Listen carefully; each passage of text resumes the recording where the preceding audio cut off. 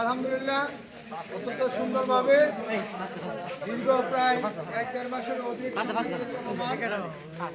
মরহুম আলামিন city minibar night football tournament আজকের ফাইনাল ম্যাচের মাধ্যমে টুর্নামেন্ট সমাপ্ত হয়েছে।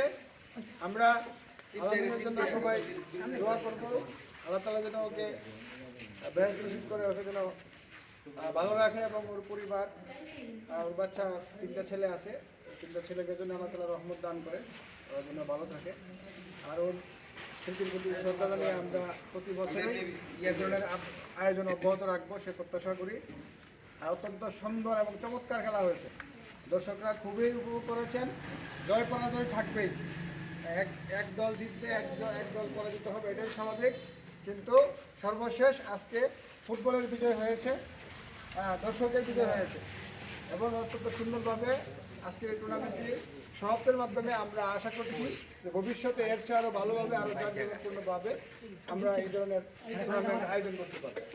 এবং আজকের যে তরুণ, আজকের যে যুবক যারা, তারাই আগামী দিনের বাংলাদেশকে নেতৃত্ব দেবে।